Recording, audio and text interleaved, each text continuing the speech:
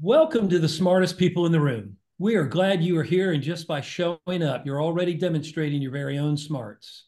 Today, for the very first time, I am pleased to present two people who actually work inside the same company. And that company, Concord, also happens to be one of the smartest companies in the entire industry. I promise you will leave smarter and more enlightened than you arrived. Before we get started, please let me take care of some business. First, to the audience, please feel free to introduce yourselves in the chat window. The reason we do these webinars is twofold. First, we want to showcase really smart people and the amazing work they do day to day in the music industry. But the second reason is a bit more nuanced. Many of you know that I am a music industry headhunter. I run the music practice at Turnkey ZRG, and I place music executives in roles throughout the industry.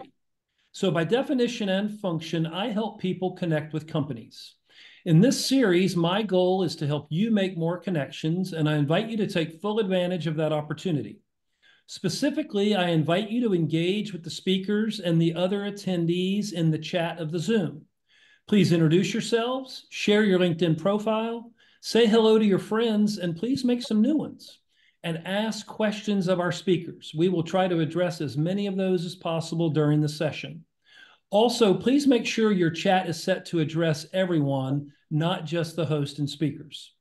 I want to thank our program sponsors, for without their support, we could not keep this series free. Special thank you to First Horizon Bank, Turnkey ZRG, the Tennessee Entertainment Commission, MedJet, Tennessee Brew Works, and Better Than Booze. So let's get down to business. In today's host seat, we welcome Brooke Primont. Brooke is Executive Vice President of Global Sync at Concord Music Publishing. In this role, she oversees publishing sync operations, managing teams in the US, UK, Germany, and Australia. Brooke joined Concord over 5 years ago as head of North American Publishing Sync Department, pitching and securing music placements for Concord songwriters and composers in television, film, ads, video games, and other mediums. She joined Concord in 2017 after 7 years at Razor and Tie and 7 years at Cherry Lane Music Publishing. Prior to that, she was Director of Writer-Publisher Relations at BMI. Brooke has proven results in music pitching, music licensing, and clearance, including recent placements with brands such as Heinz, Chevy, Kmart, Payless, Apple, Pepsi, and the hit TV series and numerous hit TV series, including Grey's Anatomy. She also held the title of music supervisor on the independent films called Concussion and No Pay Nudity. She's a graduate of Tulane University, where her career in music kicked off with her own radio show on WTUL.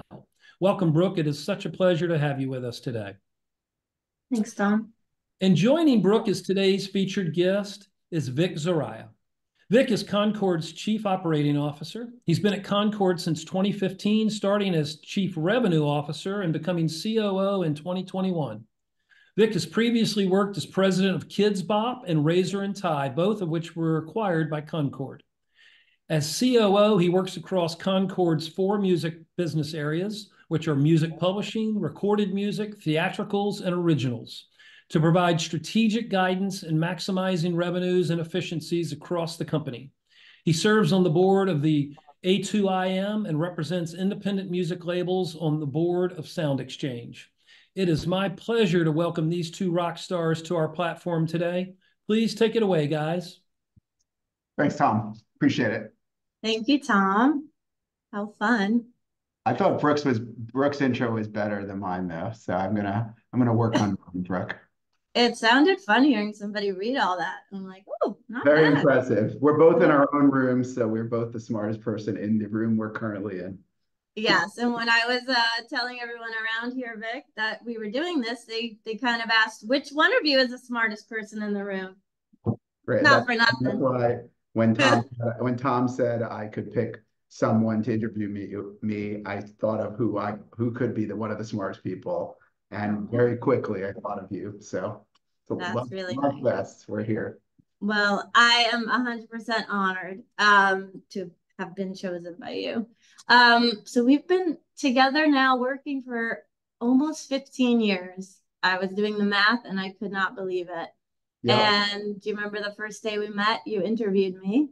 I did. I don't remember. Yes. No. How So long? Becca Tishker called me and said, we need someone to head our sync department at Razor and Tie. And I was like, oh, Razor and Tie. I like that company. I've heard of them. And the first interview was with you. Really? And we hit it off right away. Great. I remember leaving feeling super confident, and you ended up having me meet with Cliff and Craig, and then that was it. And I came over. That was cool. So we give Becca some credit for that. Yes, You thank know, you, Becca. thank you, Becca. That was, I think, those were good times. That was right when we were starting. I think we had just recently started the music publishing business, right? And you were also worked on recorded music at the same then, which was great. Yep. Yeah, Never getting enough syncs on the recorded music side. I know that was always a challenge. A lot of heavy metal. But Yep. we worked it out. We did it. Um, Signed a lot of great stuff on the publishing side and ended up signing people to just represent their sync rights for a minute, which was a good business model. And ended up building a presence for Razor and Tie in the supervisor world. And then they started coming to us. So that was pretty fun. And one of my best, we'll get to you in a second, but one of my best Go career ahead. moments was with you when you came into my office and you said, um, so we're trying to sell Razor and Tie. We were meeting with the bankers and they said, you have a typo in your sync numbers. Do you remember that? And I was like, you were like, No. no, there's no typo. He's like, yeah, you put too many zeros in it. And you were like, nope, those are real. And I remember feeling Really? really proud. Yeah. I tell That, that story all the time. that's great. And it was probably like one extra zero compared to what Concord does today. They were like, you have nothing that people really know. And why are your sync numbers this high? I'm like, oh, we have a good team. I remember Good that. team. I remember. Speaking of career highlights, what do you got for me? Career highlights. All right. So Yeah. All right. So I'll start. Everyone's been listening to us kind of intro. I will tell the apocryphal story of how I came to Razor and Tie first, which was I was working. I like music. I got into this business sort of accidentally, but it ended up being perfect because I was always a big music guy growing up. I was like a real metalhead. I had a long hair. I had a mullet. I was always going to shows. And then when I went to college, I cut my hair. I started wearing khaki pants. Not that anything's wrong with khaki pants, which I'm wearing today. Again, and I basically got a real job being working at Ernst Young, which was a great job, but I quickly realized that I hated it, and I quit. I just walked out and quit in 20 whatever year it was, 1999 or something like that. And I didn't have any. I think at the time I had $2,000 saved, so I figured I'd be good for a while because $2,000. Oh, yeah. That goes a long way. I thought I was a lot of money, so I'd be all set. But at quick surprise, I ran out of money very Shocker. quickly, and I needed a job. I found one, but I didn't like that either. And I started looking around for a job, and I fortunately came to Razor Tie in two ways. One was they were in the process of maybe being acquired, which it never went through. And my friend Ernst Young, they offered him the job. He's like, I don't want to work there, but they'll know that this guy might want to work there, which was great. And then the second way was my friend Mike Anderson, who still works at Kids Bop today, Oh, nice. was working as he had started as the assistant at Razor and Tie and then was making all the commercials for the compilations. And he's like, I know that guy. He's cool. So those two things were enough to get me the interview. I remember when Craig pulled up on Sullivan Street, Craig Balsam, the founder of Razor and Tie, in a minivan, opened the door and said, "Get in," while I was waiting in front of the building for the interview. And Uh-huh. okay. So when a strange person opens the minivan and says, "Get in," you get in. Yeah, obviously. It's the So, only choice. so I got in and I basically we parked the car and then I went back to the office and we had a really good interview. And it was a very nice culmination when I was at the Songwriter Hall of Fame last week at the Mary Marquis because I had to do all my salary negotiations from the telephone banks there because I had a job Wow. in Midtown. I would walk out, I would call Craig, where it was quiet, I'd go back. And anyway, so that's how I came to Raise and Tie, which was like where my music career started and really, really grew. And, you know, I don't want this to be like 45 minutes of me literally telling all the exciting things that happened, but like there were so many there were so many great career developments and exciting shows, and hopefully we can touch on some of them over the next hour. So I'll let you direct the conversation. I want to delve a little bit into the whole Kids Bop enterprise and your role in that, because clearly it was a very successful aspect. Sure, sure. So of course, you know, having been a metalhead and working at Ernst & Young, I was like definitely bound to end up running the biggest kids label in the world, even though at the time I had, you know, I don't think I'd been around a kid in a long time since I was a kid. And, Right. we started Kids Bop in 2001.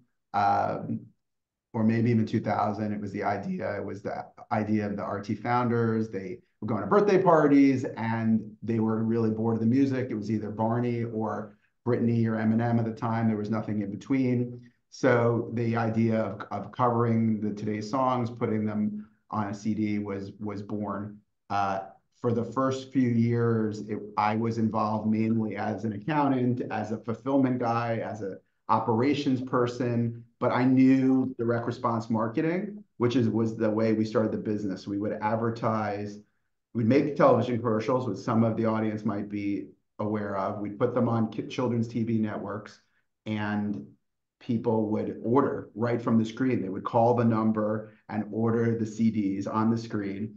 And my job was to make sure that when they called to order, they bought more copies, rush delivery, you know, basically to upsell them. And I ran a team of call centers, and in addition, that all that would, you know, then we use that data to learn how to optimize media and kind of sell and sell and sell more. And in 2001 too, you could still sell, you know, you could sell 100,000 CDs on the phone, and then you could put the CD into a retail store like a Target, and you could sell 500,000 CDs or more.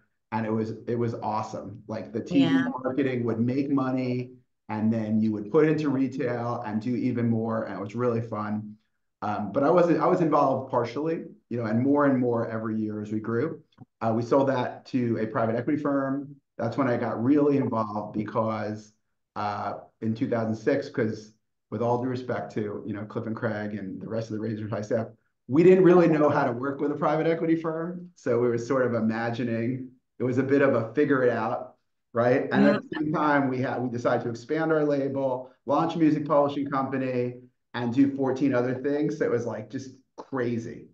It was just kind of a wild time, culminating with buying it back from the private equity firm, and eventually, you know, and really just radically changing the business from a business where we sold CDs to where we have a tour and Kids Bop Kids, and it's 90+% digital. And I think I was a critical part of that, because I ran from 2011 on, of transforming that into the business today that I think everyone who is 25 or younger knows it, which is just crazy, right? Yeah. Like, having been part of the creation of a brand, right, that is, you know, at least in the United States, known by every kid. And all the people coming to work for us today know it. And you say, "Did you listen to Kids Bop?" And they sheepishly go, "Yeah, I did."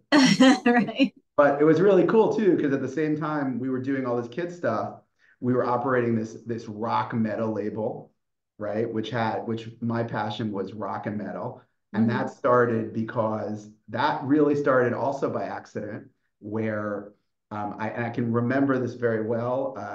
We had a potential distribution deal with a rock label called Prosthetic Records, Dan and EJ, who some of people might know. And I had a demo for this band called All That Remains, and it had 4 songs, and I listened to it. I was like, "This is great," right? And I was like, "This is great. We have to distribute them."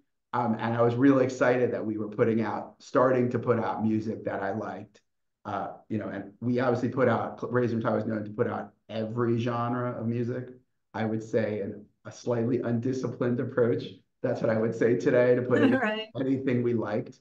But the fact that we got into we had the rock and the metal, we had Attila, which was the Army Foundation. We had seminal emo punk bands like Brand New. And then we were doing Kids Bop and worship jams and my favorite Razor and Tie projects, which we did very early on. I was thinking about what my favorite project was, and my favorite project for those was Darren's Dance Grooves. Mm-hmm. I don't know if you know, Brooke, but Oh. Darren's Dance Grooves was learn to dance like NSYNC, Britney Spears, and Uh-huh. made a video that you could buy on TV that was dance instructional video. And Uh-huh. sold 2 million of them and Wow. in 2001, but we shot it backwards.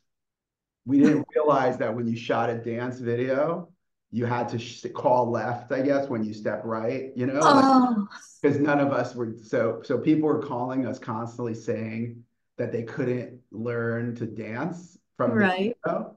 And we were like, oh no, just keep dancing. Wow. So you couldn't even, but we sold 2 million copies. So I don't Wow. know. It was my favorite because it was totally different. It was another thing that people really knew. And I cannot dance like Britney Spears or NSYNC after all those videos.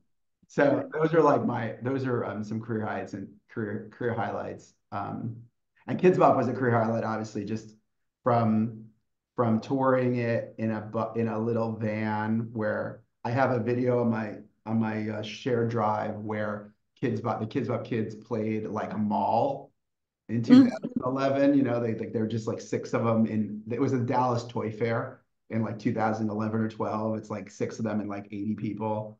And right. then now like having them play like, in front of like a packed Jones Beach, it's pretty cool.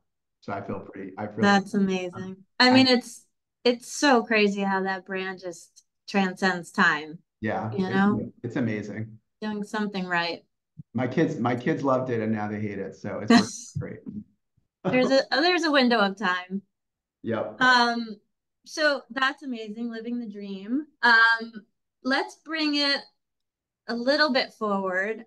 Tell me about the time when Razor and Tie was being purchased by Concord, acquired. Oh, sure. Oh God, let me think about that. That was that was really intense. That was like a I really remember seeing you. You were very stressed out. that was really intense. We had this, like I see the chat here, we had sold like, lots of records and we'd had this early 2000 success. And then by 2010, the music business was not great. Streaming was nascent, but it hadn't really started. You couldn't sell CDs, or rather you could, but it was very, very hard. You had to be really careful and smart. And I remember talking to an investment bank who was basically like, this is worthless, the whole business, which they were wrong, but that's what, at the time, that's Uh, what they thought. And so, we also struggled with, we struggled with cash flow. We struggled like it was the hardest. It was really hard from, I would say 2009 to like 13. We had to let people go. And, for those of you who know me, like I pride myself on knowing the people who work for us. mhm. Really like to get to know them and, the people I work with, my friends. And we had to let some of those people go. And, to this day, some of them are just really pissed about it, and some aren't, right? Some understood. So it was a really, it was hard. And even so in 2013, the business just didn't write itself. So for those of you living in the last 10 years, it's great, right? Like streaming All has right. been a godsend, predictability, growth, changed my life, in every possible way. It's amazing. But I lead to that only because we had just gone through like this incredibly hard period. And you started like right at the beginning of like the hardest part. And Right. you said you grew this great sync business, which you did, but the Right. fact that you did it then it was just your face is like what my face felt like. But by 2013, 14, things started to look better. Like things started to turn around, right? Like Sirius was happening. Streaming, you could see that streaming was starting to go. We had some sick bands that were, doing well, that were successful. The publishing business was I think we've had like our first number one hit We might have had God Gave Me You, right? Be number Dave Barnes, yep. Barnes, right? Covered by Blake Shelton. Like we had, things were just positive, and everything was rolling. And then all of a sudden, we're going to sell the Concorde, right? Which was very exciting, but also like terrifying, right? Just my whole life was wrapped up in this business where every day I kind of like was grinding to just succeed and make it through. And then I almost didn't know what to do when things started getting better. My brain didn't work. And I would say it's a real life experience to experience success and lows and mid and success and know how to kind of keep everything in perspective. But we started talking to Concord. I don't remember, like it took a while. It took a while. It was Cliff Chenfeld and Scott Pascucci, the old CEO of Concord, negotiated a lot of the deal personally, and How long was that period of it time? took it took quite a while. It took I would argue a year. I would argue that it took a year, and that was pretty unusual for how it works today. We're much faster today. It's just a different business. Concord's just a different business. But and I have a different perspective on Concord today than I did in 2015. At that point, yeah. Right? And so it took a year. It was super stressful. I got to know Bob Valentine really well during that period, which was, I think, a fortuitous thing. I remember being at the negotiating table, like arguing with the cat, Larry Blake. We're just like posturing, all types of stupidity, frankly. But I don't think really occurs as much today anymore because it's a more mature market for how things are bought and sold in music. But I remember it very well, right? And then you get to the final, and now October 1st, 2015, now we're a joint venture with Concord, right? So now I'm like, just when I like feel like cool, right? All of a sudden there's like a tremendous amount of work that had to happen and even more change, right? Because we just even more change happened, right? We put our publishing business with Concord. We put the labels with Concord's labels. Kids Bop became separate, and I only ran Kids Bop. Right, I remember that. How long was that period of time? It was 3 years. It was like 3 years where like Cliff Craig and I would run the businesses together, but each of us took a piece so that we could kind of like outperform as much as possible. So our hope was to maximize our earnout. That was kind of what I always tell everyone, and it was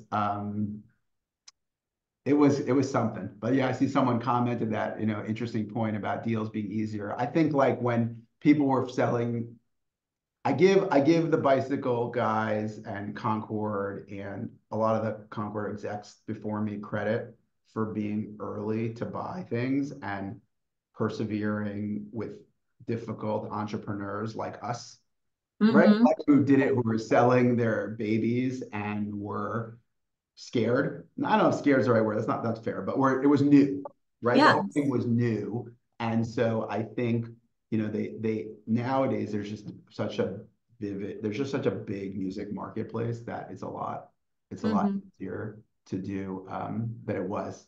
Anyway, so that's what happened. So that ended in 2018. In 2018, we merged the whole business into Concord. Cliff and Craig left. And like for the first time since 1999, when I met Craig in that minivan, I was like by myself. You were alone, yeah. I was alone, and I'm still friends with them, and we still do all types of stuff. So it's not like I'm alone. My wife, my kids, my friends, but like I was like kind of on my own, which was awesome, right? But also scary, but awesome, right? Yeah. Now, like I was like, oh, now I get, we were a part of Concord. I was running Kids Bop, It was pretty. Must have been hard for you to sort of figure out where you exactly fit in and what you wanted to do, right? Like you were so used to being able to do what you wanted to do and make the calls, and now you're having a whole organization to have to deal with and work within.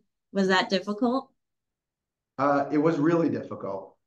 Yes, it was. This because I used to come and talk to you. So it was. I'd say it was really difficult, but it was a maturation of going from we were a big indie that then got really small, that got sizable again, sold. We were important within the greater company, but I couldn't just do what I wanted to do anymore. Like I got, and that was rough, like just being able to like not be able to go make a decision. We had certain restrictions on us, right, from what we could. Yeah. And it wasn't even bad restriction. It was like there was a different accounting department, there's a different royalty department, there was a different marketing. Like it was just different. It wasn't Yeah, and more red tape and just different. Yeah. more, but like it was more just it was different. And then no one, you know, in hindsight, I think everyone was figuring it out, right? Because Concord was a smaller business then, and so Right. I think I was harsher with my view on things at the time than in that it now that I have some perspective. You know, Mm-hmm. I realized everyone was just trying to figure out what to do, right? Mm-hmm. And so Mm-hmm. like, you know, and I really had like a lot of soul searching because like I'd been doing Kids Bop for on my own with, you know, the team for like I guess it's like 2011, but really once Cliff and Craig left, like 2000, you know, 15, 16, I was kind of running on my own and had grown, but what I always liked in the business was I liked learning from one thing and applying it to another, right? So I like that you could do a rock band and then you could learn that how touring would work. And then we could Kids Bop create a touring business. And I like Mm-hmm. that, you know, Kids Bop would obviously, you know, there would be difference in the lyrics at times. And I liked understanding how that worked from a publishing standpoint, right?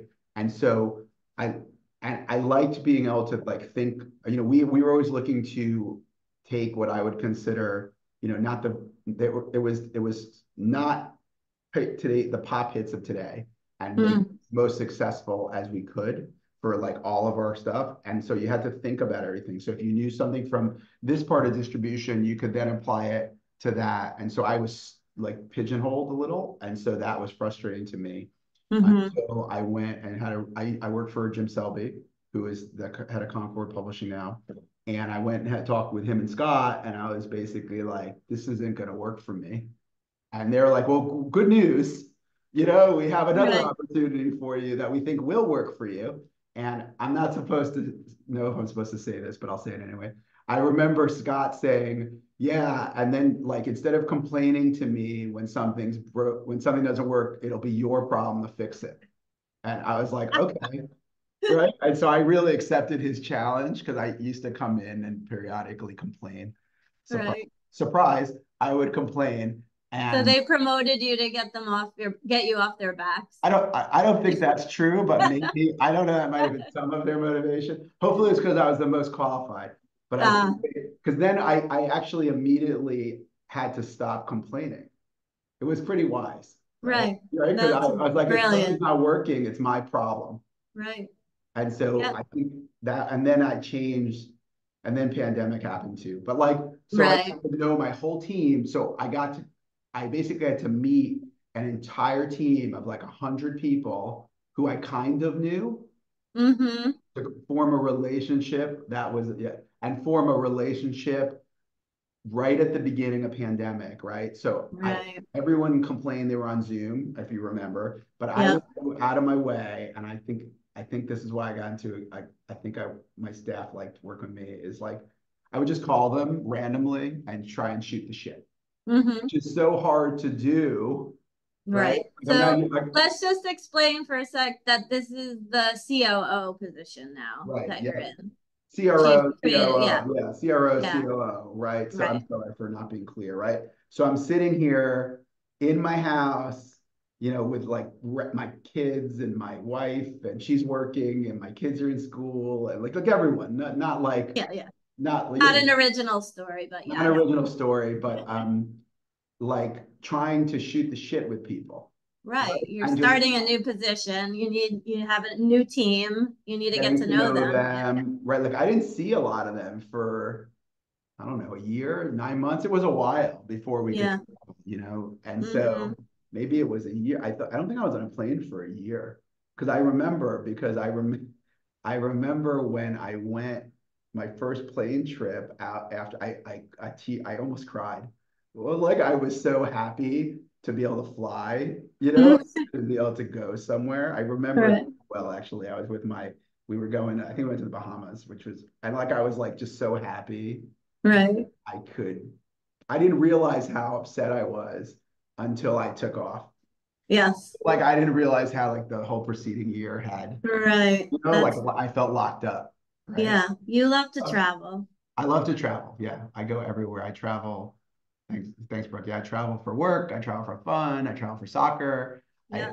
I travel. I travel all the time. I love to travel. I like to meet people, and even though there were so many good things of being home in pandemic with my family, it was really nice to see the kids every day. I think being trapped at home was like rough. Yeah. Yeah. So that was it. So then obviously fast forward, we're 4 years ahead and Hmm. doing a position. I think I saw someone in the chat say, that was doing all that from home was crazy. And it was crazy. The whole thing was crazy. We all went through the same thing. I saw I saw someone I talked to the first call I talked to in pandemic at Indie Week. And I'm like, you don't know this, but you know, I was basically in a giant fight at home because the world was ending and you had called me about some minor like mechanical issue or whatever. I was like, this is more important. I'll talk because I want to avoid the world. Right. I was like trying to just focus on work at the time. And I also remember making the prediction that it would definitely be over in 6 months. Right. We did a financial model and we're like, there's no way this is going to last more than 9 months. No way. Yeah. No way. No way. I see Tom says for extroverts it was hard, but I am an introvert extrovert, so I don't know that I'm an extrovert, but it was very hard to be at home for a while. So Mark Copeland just asked, when is Concord going to buy heavy metal catalogs? we have so many heavy metal catalogs. I'm buying them, Mark. Are you selling? Let's go. Give us a Right. no, but I like there was we actually do whatever. We'll get to that later. But I really like I was happy to have the diversity of everything that we're doing. So it was great. Yeah.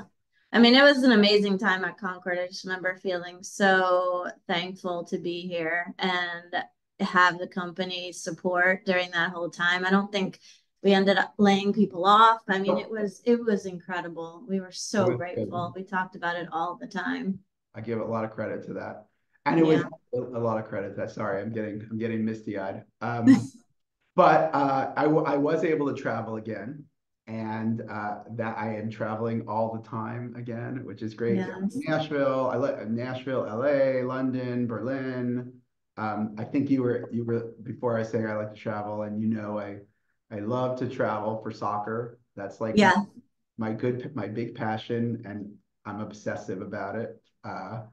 Watching Who's soccer. your team? Who's your My team? team is my I have my team is in my Premier League team is Everton. For those Uh-huh. of you, and I was recently talking to our CEO and he's like, why did you choose that team? You could have chose any team, and Everton fans are born there. They don't choose, you're Right. just made an Everton You're just me. But like you're fan. clearly not from there. So how did it come So into your radar? I'm not from England, but in one of the cool things about working at an indie record label is you get to travel a lot. And um, I started following the U.S. men's national team in Uh-huh. 1998. I went to France for the World Cup, and then in 2002 I went to Korea for the World Cup. And I started going to World Cup. I went to Germany. I've been to every World Cup since basically 1998. And Everton had American players. So I Uh, knew the American players, Tim Howard, Brian McBride, Len Donovan. And so I picked them because they were at the time good. And lo uh-huh. and behold, now I'm taking all my friends to Liverpool, which is where Everton's from, for my 50th birthday this August. So, my friends are like, where are we going? And I'm like, we're going to go to Liverpool. Can we go to Las Vegas or the beach? And I'm like, no. I was like, we're going to go to north of England, which I love, and So fun. watch football together. So, and then we're going to also go to the Copa America and watch U.S. men's national team play. And someone asked for a Euro prediction. I will give the Euro prediction is going to be Spain. So Ooh. that's my Euro prediction. Liverpool is a lot of fun, but it's not. I've probably been there like 6 times, so I'll probably go. I'm one day I'm going to write a book when I retire from Concord called Hmm. where I go to. I want to go to every Everton game, Uh-huh. 38 games min, and just kind of do that. So we'll see if I get to. That's one of my dreams. Yeah. You I'm get to it. expecting you to say something about women's soccer too. Of course, all my friends go to women's soccer. All my friends Good. travel to the Women's World Cup in New Zealand. I did not go to that, but all my friends that I travel with, and I've been to women's soccer games, and they're great. Good. Good. Do you have NYCFC tickets? I have NYCFC tickets as well. So So fun. I'm crazy about I it. love it. All I talk about. I need to develop another interest. So if anyone can recommend a new interest for me besides music, running Concord, and soccer, let me know. You're open and available. I definitely want to see more shows. I feel like I feel like from 2005 to 2015, I was always seeing shows. Hmm. Like 2016. Something happened then, and I've just been so You busy. think it might be age? What? No, Age? I think it could be age, but I'm like, I'm going now if I find out there's seats and it starts before 8. I'm getting some good suggestions. Horse racing, skiing, age. I don't want to talk about age. I don't like refereeing soccer. Yeah, my son is refereeing soccer now, so that's pretty Oh, cool that's fun. to watch him referee soccer and getting yelled at by 40-year-olds is good. If you're 16. The Um, parents are the worst. No, I'm gonna go see more shows. I went to see actually I went out to Bushwick like a couple weeks ago to see a show which was great.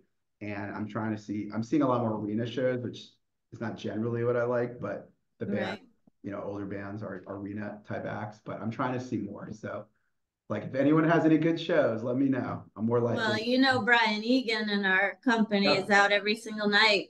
he is. We Just have a tag guy in our along with company. him. We have a guy in our company who told me that I don't know if this is an accurate stat, but he saw 400 shows last year. So Crazy. I would be content if I'd seen 20. I Yeah. think that would be pretty good. Um, Yeah. 400 shows sounds like I don't think I could do that, but 20, Yeah. 30 shows. And I used to really love to go to, I haven't been in a few years to be honest, but I used to always love to go to South by Southwest because you could see so many great bands in a relatively brief time, and you got to see bands before they kind of made it, and it was really fun. Hmm. Um, and I like to say that, if that makes me think that if I think of the 16-year-old me with the mullet at seeing like some really obscure metal band like Sanctuary, which no one here has heard of. It's a German metal band at the club by my house. Would be very happy to have me be here. And Yes. that was one of my motivating things when I quit Ernst and Young was that I had somehow become I had somehow become something I did not like. They're from Seattle. I didn't know that. Someone posted that Sanctuary's from Seattle. Huh. Hmm. Thank you, John Frank. And I uh, I lost my train of thought there, but like I basically become something I didn't want to become, and then I was able to transform into something that I really enjoyed. And even though then the kids thing, so like I put that out there for all of you in the music industry today, for people watching, like you can really if you can really change what you are. You Yeah. need a little luck, right? Yes. You need a little luck, but you can really change where you are. And if as I approach my 50th year, thanks, Brooke. I have to. You brought it up. I maybe. But if I brought up I'm thinking about like what the next 10 or 15 years are gonna do. So Hmm. about that a lot. I love it. Yeah, I have so many moments in my day where I just pinch myself thinking, I love my job. I can't believe this is a job. When I tell Yep, people, even like, you're out mingling with people who are not in the industry at home, at a party, whatever, you tell them what you do, and they say, that's a job, I they have know. no clue. I see. So it's Let me ask you a question. So a couple of quick questions in the chat, and then we'll come back. I'm thinking about my favorite non-Concord artists is. I don't I I have a lot of bands I listen to, but like I'm gonna come back to that. And were you nervous leaving AY? I was really nervous, but I just quit. Like it was I gave 3 weeks notice because I'm a professional, but Right. I walked out because I was like, I can't do this anymore. I jumped. I was young though, so I did it. It was 25, right? So Right. And like, you had $2,000, right. so And I had $2,000 saved, which is today's money is like $5,000. So that was totally cool. And somewhere you can change where you are. I elaborate on that. And that's just a generic thing. Like I, I have made the job I have had in my career over the last 24 years has never been the same job for longer than 2 years. Even though the title has not changed, like I have done different things, accounting, operations, sales, marketing. I've done every job at a record company. I actually thought, I used to say that I hadn't done A&R, but I'm going to say I have done A&R.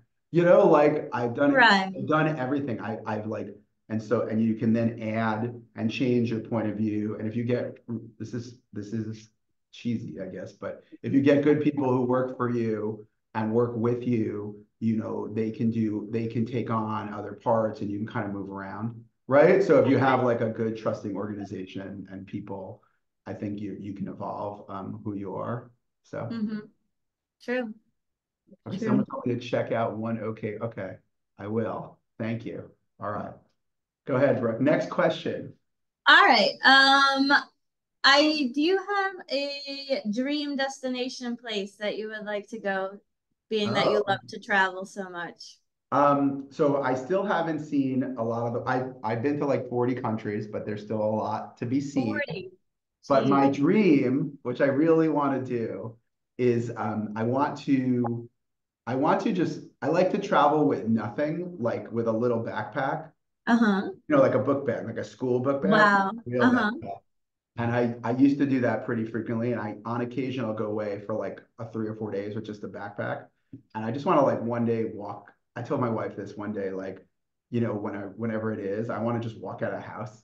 Right? Like with my passport, a couple credit cards. How did she take that? She's cool. She's like, good, you'll see you. No, I'm like, you can come Denise is meet the me. best. You're so lucky. You can meet me. I really want to, and I want to just kind of not go to the airport because then they'll probably think I was a terrorist, but like I want to book a flight somewhere, Right.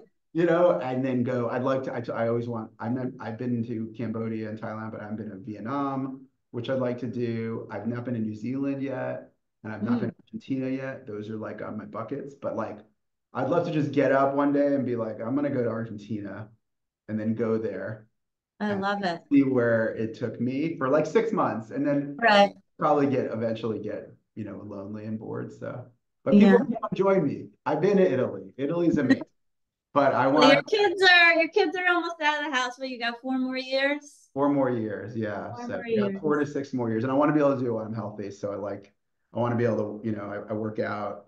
I'm trying to stay fit so that I can actually travel a lot. Yes. Yes. First concert. First concert. Okay, so I thought about this. Brooke gave me a heads up on a handful of the questions, but not all of them. Not This all. one, this Throwing one, you for a loop. this one, I was thinking that if I answered this question, I will be giving a bank password away. So I'm not going to answer Ooh. this question, but I did. It was a rock band, but I thought of what my first concert was, and it Yeah. wasn't what I think it was. I always think of what I saw when I was like 14 or 15, Right. first concert, but I realized that when I was younger, my parents would take me to all these 50s shows. So my parents were born in the 30s and 40s. And Right. so I think the first concert I ever saw were like the Dell Vikings, Mm-hmm. or like I saw Chubby Checker when I was really little. Wow. My mom took me to see Del Shannon, Wow. Do you like remember them or you're just being I told this remember story? Chubby Checker and I remember Del Shannon. I remember Del Shannon very much because I was Wow. on Runaway. I Right. remember that it was in the Suffern High School auditorium.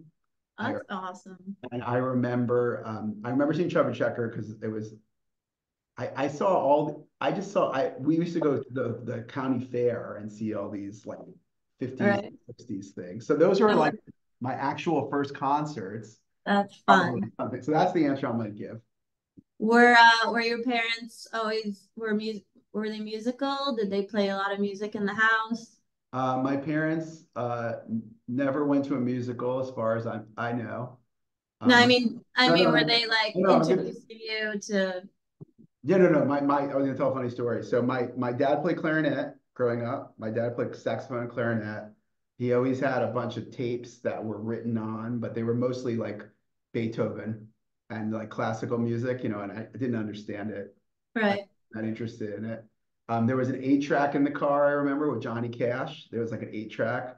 Uh-huh. For those of you who don't know what 8-track was, the greatest form of music ever. Kidding. But we had an 8-track player in our car with Johnny Cash and Jerry Lee Lewis. Nice. And they would listen to the oldies, 101 FM all the time. Rockland County, that's right. Someone wrote Rockland County, that's right. At the Rockland County Community Fair, that's where I used to see the old stuff. So they weren't really musical. I like I like to sing a Ooh, lot. Used to I never sing. knew that. I was the best seventh grade chorus at Pomona Middle School. That's right. And Wow. I used to do solos and stuff. Like I really like to sing, and I still like karaoke, by the way. No, I don't mean 8-track recorder. I meant there's like an 8-track machine. Like it was like this bigger tape. It was terrible. 8-track, Yeah. yes. And I let me think. I lost my train of thought. Oh yeah, so I basically like to sing a lot, and um, my parents didn't really like musically. They weren't that into it. My grandfather had been a advertising and general manager of theater.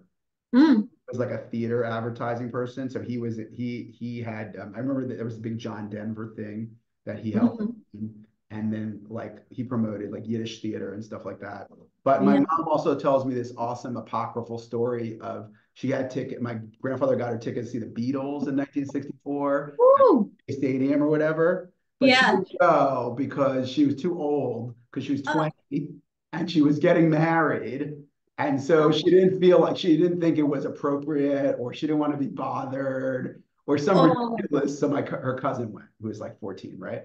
But like, so she missed that one. oh gosh. So I think I don't know if I got my music from them. I think I just got my music from the mixtape that my friends made in seventh grade. When Yes. my friend gave me what did he give me? Master of Puppets, Uh-huh. Metallica record on tape. He thought I would like Metallica, and he left out Fade to Black because it didn't fit on the cassette. For those of you who know, and so I never heard Yeah. Fade to Black for a couple years, and people would say it was the best song, and I was like, I don't know what you're talking about. Mine doesn't have that song. Right. Took it Oh, brutal. to figure it out. So So, what was the first tape you ever went to buy at a record store with your own money? the first tape I bought was this is shameless plugging for Concord, by the way, but also was Eye of the Tiger Survivor. And it was All a right. well, it might have been a tape. It could have been an LP. I don't know anymore. Yeah. It was like 83, right? Right. We might have been in that where there was both in that little Yeah. phase. Someone says tape. Had it. All right. I had it. Eye of the Tiger. I loved it. And then I also bought Cyndi Lauper. I Mm-hmm. remember it was I think the Goonies soundtrack. I think I bought the Goonies soundtrack then. Oh, that's a good Good one. Enough was on it, and there was a bunch of so I bought the Goonies. I had two records. I had the Goonies record, and I also had my mom's collection of 7 inches from the 50s, which I guess maybe she was musical. I'm realizing today maybe she was musical. She Maybe. had a giant collection of LP, whatever, 7 inches from the 50s. Right. My mom, all she had was Barbara Streisand. The entire house is just Yeah. Barbara Streisand. Jewish mom. That was the only thing. Not to knock her. I love her still, but that was my base. No, no Barbara Streisand in our house. None? But none that Wow. I remember. I know, right? It was weird. More Yeah. Johnny Cash, and Cool. that's where we were. That's a good one. So, what's your day to day at Concord? I know we established it's you're the COO, but what does that even mean, honestly? Um, Like, sure. So basically, I feel like we at Concord, we have different music division. We have a label group, a publishing, right? Theatricals, or in a film business. And we have a corporate team, that sits alongside all of those. And I feel like someone asked me this question at lunch a few weeks ago, and I was trying to think of a concise way of describing it. So officially, I oversee, IS and systems and copyright and royalties and distribution and facilities and a variety of other things. But our teams deal with the integrations when we buy companies, integrations into our business. So a lot of things I was frustrated about at Razor and Tie. Now they go smooth. I said my job really is, I feel like I'm a consigliere to the businesses who really run the businesses, right? Because I'm not on it. So I'm there to listen, and I'm a fixer, where if there's something wrong or something that needs to get ahead of something, that's my job. Right? My job is to be a fixer of problems and a consigliere to the business leads, and then act as an active and vocal member of the management team, just to work with HR and finance and legal, right? Just make sure things go well. And I will say, this is complicated for me, but if I'm doing my job, you almost don't know I exist. Right. And if I'm not doing so if someone ever comes to me and said, you're doing, what do you do? And they Right. mean it, then that's the day to hang up my hat, right? Yeah. So Yeah. so I feel like I want to be behind the scenes, but I've had enough experience working with artists and songwriters, and I enjoy that somewhat, but I think there are other people better suited to make that their passion every day than what I. So that's what I do. All I know is I ask you things that I have no idea where to go to for, and you'll Thanks. just direct me. And I'm sure that's most people within Concord. Thank you. I'll pretend confident. Pretend confident. It gets you far. Um, well, we're getting to the end. I kind of just want to maybe look ahead for a little bit. Kind of where do you see yourself? Sure. I know you're at an amazing spot in your career and personally, it seems. You have any goals for the future? Where do you see yourself? That kind Sure. So I do want to say that someone wrote I was the offensive lineman of the company. That is, of I have brilliant. I have a New York Jets offensive lineman jersey because I completely agree with that. I will use that in the future. So where do I see myself? Honestly, like I'm really happy in this role. I can tell, yeah. I feel pretty passionate about it, and genuinely, as opposed Yeah. to, I think our company's doing well and growing, and there's lots of new challenges, and so I think, I see myself being here for the foreseeable future. Mhm. We'll see where Concord goes. I also do some real estate investing and some other things that are really fun. But right now, it's just working. It's the usual stuff, just working with artists and writers and I think the people who work with me here, and I hope some of them are on this call, I think we all wake up with this idea that we need to do better every day. I don't think everyone works like that. I think some people wake up and they think about different things, right? I think I wake up and go, what's broken and how do I fix it? Right? Which Mhm. is a Jewish concept, fix the world, right? Tikkun olam, I realized. It's